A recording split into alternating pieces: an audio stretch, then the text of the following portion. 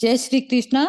ओम श्री परमात्मने नमः। श्रीमद् भगवद गीता चैप्टर 14।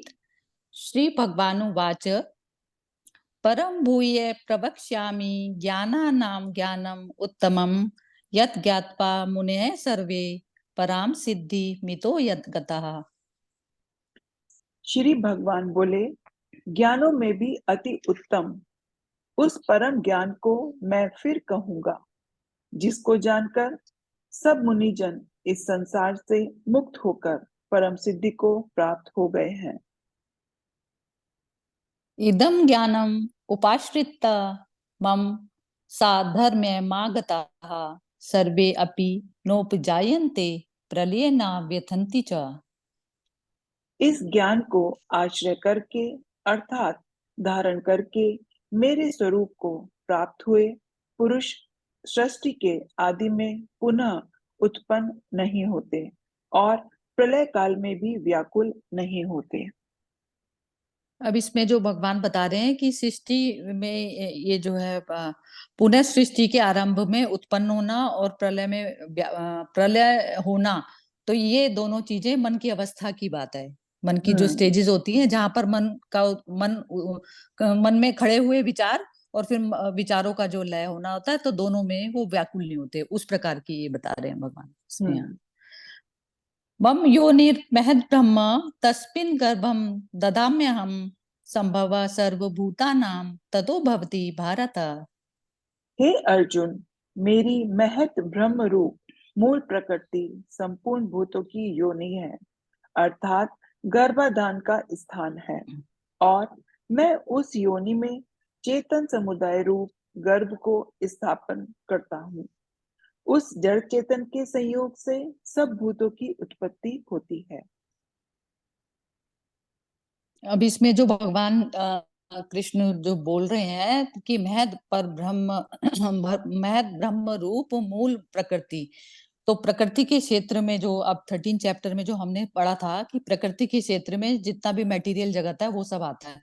तो उसमें जो गर्भ को जो हम समझते आए हैं कि जो गर्भ होता है, इसमें एक्चुअली क्या है कि जो पूरा ये जो बॉडी पूरी ही गर्भ है, पूरी ही गर्भ है। और इसमें जो चेतन चेतन जो तत्व है वो परमात्मा श्री कृष्ण स्वयं है।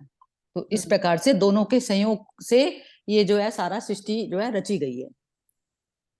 सर्व योनिषु कौन्तेय मूर्तय संभवन्ति यः तासां ब्रह्म महद्यो निरहम बीज प्रदः पिता। हे अर्जुन, नाना प्रकार की सब योनियों में जितनी मूर्तियां अर्थात शरीरधारी प्राणी उत्पन्न होते हैं, प्रकृति तो उन सब की गर्भ धारण करने वाली माता है, और मैं बीज को स्थापन करने वाला पिता हूँ। सत्वं रजस्तम इति गुणा प्रकृति संभवा निबंधन्ति महाबाहो देहे देहिनम अव्ययम्। हे अर्जुन, सत्व गुण, रजोगुण और तमोगुण, ये प्रकृति से उत्पन्न तीनों गुण अविनाशी जीवात्मा को शरीर में बांधते हैं। अब यही हो गया कि तीनों जो गुण होते हैं ना ये वाले, तो इसमें ये हम्म, तीनों गुण, सारा तीनों गुणों का जो लेना देना है वो टोटल मन की प्रकृति से करता हाँ, है। मन की प्रकृति में पहले उत्पत्ति इन तीनों की होती है और फिर हम्म, मन की प्रकृति के अकॉर्डिंग जो है बॉडी एक्ट करती है। तो इस प्रकार से ये बंधन का कारण जो है हमारा ये तीनों गुणों से, गुण, तीनों गुणों से जब पार चली जाती है ना चेतना, कि हम्म। उसके लिए महत्व ही नहीं रह गया किसी भी चीज का, तो तब उसका जो है निर्वाण की स्टेज में वो जो है जाती है, मुक्त होती है तब। तीनों गुण ही असल में तत्र इंद्रियों की वजह से है ना।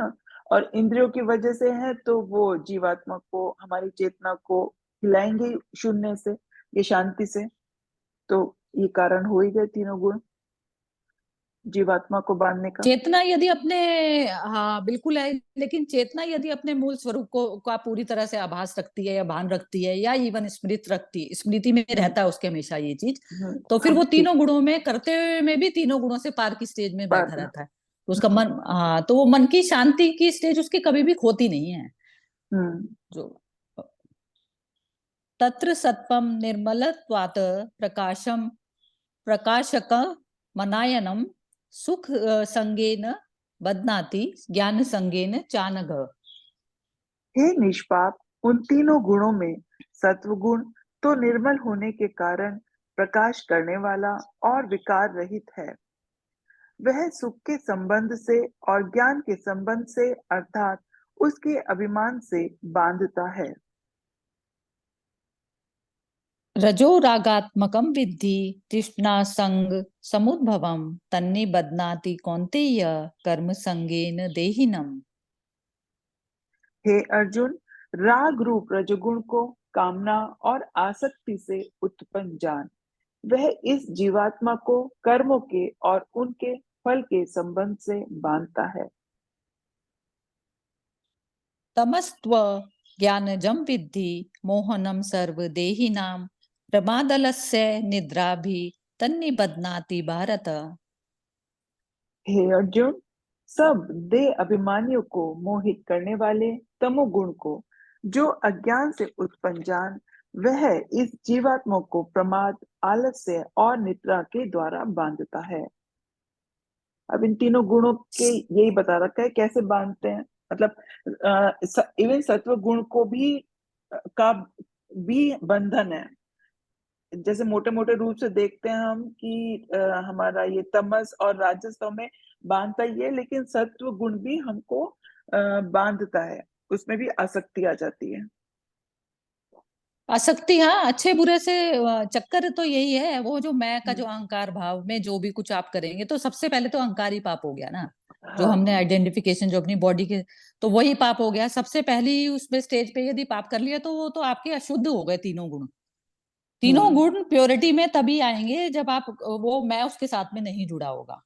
हम्म। प्रकृति के द्वारा ही करते देखोगे, देखने वाली सिचुएशन से आप हटे जरा सा भी हम्म। तो आपके जो है तीनों ही गुण दूषित हो जाते हैं उसमें। हम्म। तो वो हम्म। तीनों, हाँ, तीनों ही गड़बड़ हो जाता है। तो लेकिन लेकिन फिर भी हो जाता है कि फिर भी हमें सत्व गुण में, चाहे वो बांध रहा भी है अभिमान से, लेकिन सत्व गुण क्या होता है, हमेशा प्रकाश की तरफ होता है। अब जैसे इसमें हाँ। भगवान उसको जो उपदेश दे रहे हैं अर्जुन को, तो अर्जुन में सत्व गुण है, इसी कारण तो उसे भगवान कृष्ण की बात समझ आ रही है।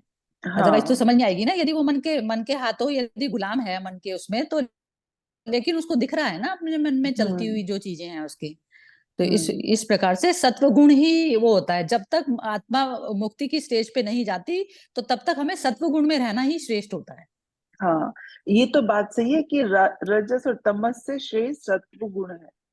मतलब कुछ हम सीख सकते हैं, सत्व ज्ञान की प्राप्ति सत्व गुण से ही होगी, लेकिन एक स्टेज पे आके कि हमें अभिमान ना हो, वो भी छोड़ना ही पड़ता है। मोक्ष तभी है, मतलब शांति भी तभी है, नहीं तो सत्व में रह के भी अशांति हो जाती है। ये मतलब था कहने का। वो एक्चुअली यहाँ नहीं, ये चीज हो गई ना, जो जो पकड़ने वाला बैठा है ना, जो हम्म। इसमें जो तीनों में जो जो करने हाँ, वाला है वही और जो पकड़ने खराब है। वाला है, पकड़ने हम्म। वाला ही डिसोल्व होना पड़ेगा। बस। जो हाँ। वो जब तक मन ही तो है ना हमारा, वो मन का पूरा हाँ। डिसोल्यूशन नहीं हुआ, यही हाँ। हुआ। सत्वम सुखे सज्जयति रजय कर्मणि भारत ज्ञानम आवृत्य तु तमः प्रमादे सज्जयत युत। हे अर्जुन, सत्वगुण सुख में लगता है और रजोगुण कर्म में तथा तमोगुण तो ज्ञान को ढककर प्रमाद में भी लगाता है। रजस्तमश्च अभिभूय सत्वं भवति भारत रजः सत्वं तमश्च एव तमः सत्वं रजस्तथा। हे अर्जुन, रजोगुण और तमोगुण को दबाकर सत्वगुण, सत्वगुण और तमोगुण को दबाकर रजोगुण, वैसे ही सत्वगुण और रजोगुण को दबाकर तमोगुण होता है, अर्थात बढ़ता है। ये बिल्कुल क्लियर ही कर दिया इसने। बिल्कुल एक एक हम्म। शब्द में जो है पूरी तरह से क्लैरिटी है। वो पूरी तरह से ना, हाँ। जैसे ये होता है कि वो उसके मन की अवस्था को पूरा, जो जैसे जैसे अर्जुन पूछ रहा है उसके मन को, क्योंकि जब आप भगवान कृष्ण इस समय शून्य की स्टेज पे है क्योंकि मन नहीं है ना, हम्म। हम्म। तो इस कारण वो दूसरे की व्यवस्था को नोट कर पा रहे हैं कि उसके अंदर चल क्या रहा है। तो ये हम्म। चीज उनको पूरी पता चल रही है, तो इस कारण वो उसको अर्जुन को बिल्कुल सही से ही जो है बता पा रहे हैं। तो ये हम्म। स्थिति अपनी भी आ जाती है, हमारी हाँ, भी अपनी भी आ बिल्कुल। जाती है। हाँ, लेकिन बस वही होता है कि शून्य मन से जब हम आपस में जब डील करते हैं ना किसी को भी, तो हमारे लिए कोई भी जो संसारिक जो चीजें हैं वो हमारा दुख का कारण नहीं बनती। हम दुख हम्म दुख से पार चले जाते हैं, तो वो स्टेज आ जाती है। ये मनुष्य भी हम्म कर सकता है ये वाली स्टेज। चलिए। ठीक है। चलिए, जय जय श्री कृष्णा। जय श्री कृष्ण।